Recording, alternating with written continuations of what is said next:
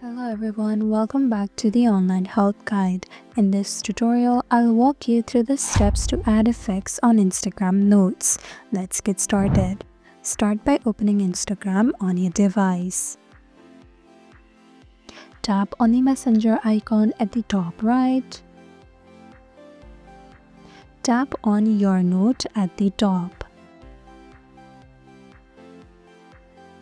Type in any messages as you want.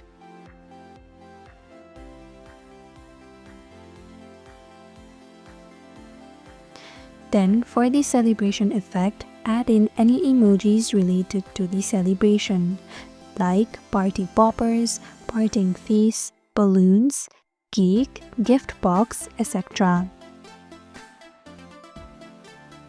After you're done, tap on the share icon.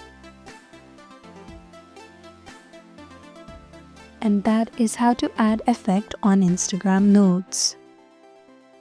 Thank you for watching Online Help Guide. Hope this video was helpful.